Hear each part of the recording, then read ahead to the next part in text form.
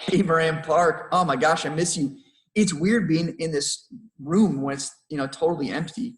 And I miss being in this room with you. And I look forward to the day, hopefully sometime soon, where we can get together and worship and fellowship and hang out in this room again.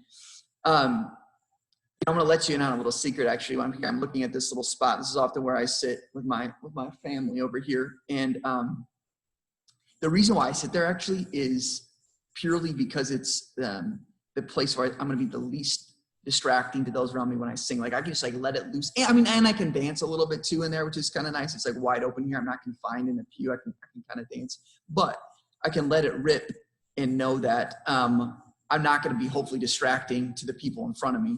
I always feel like that if I'm sitting further back and I'm letting it rip and I'm like, ooh, am I so off out of key and off tune that they're distracted. So up front, I don't have to worry about it. I guess the only thing I have to worry about is if Daniel hears me and it throws him off a little bit, but whatever.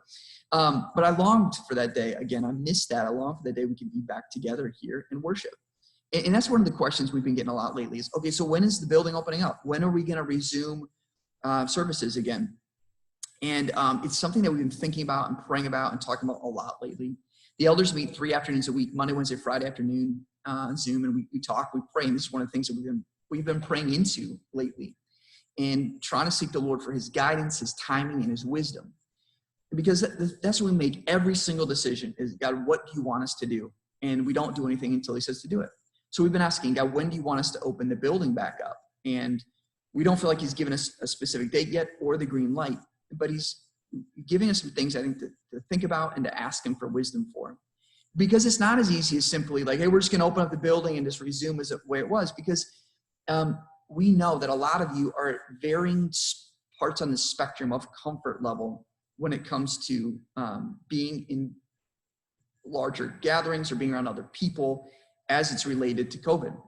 Some of you would jump right back in and want to hug everybody, which, let's be mindful of other people and cautious on that. But on the other side, some of you are going to want, hey, I want, 10 or 12 feet in between me and some other people.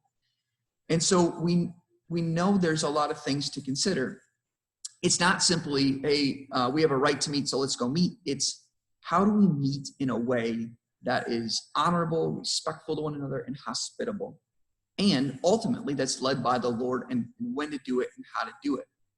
And so those are the things we're considering. How do we open up some kind of gathering where it may not be filled, packed to the brim, but how do we do it? Does the Lord want us to do it where there's maybe some smaller gatherings and a few of those where we split up into meeting together? We don't know. Those are just things we're praying into.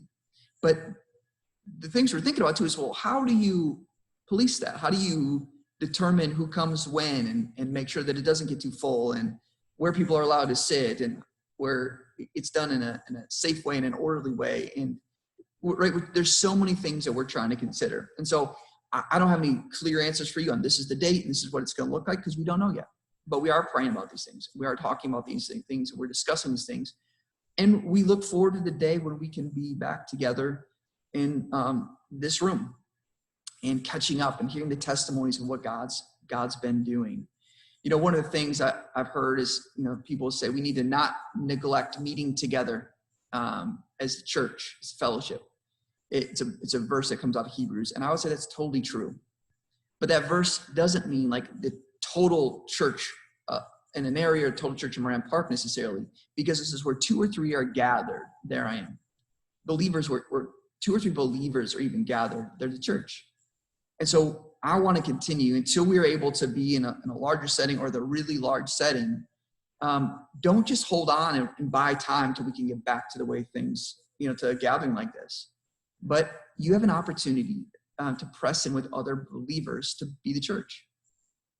And again, maybe that's with your neighbors, maybe that's with your family, maybe that's with other folks from Moran Park. But the reality is that we're going to be able to meet in the groups of, 8 to 10 or whatever, much sooner than we are this room being packed out.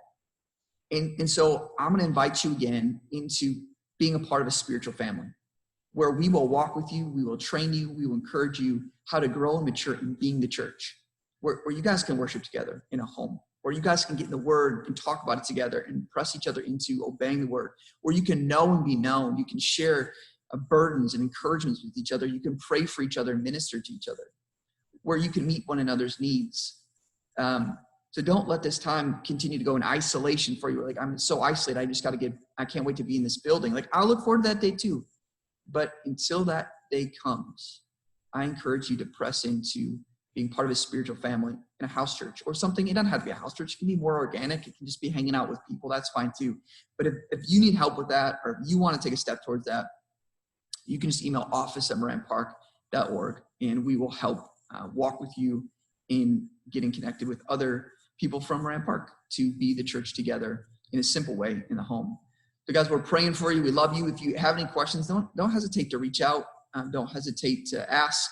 We're happy to chat about anything that's on your mind. We'd love to hear from you. Hope you guys have a great week. Talk to you soon.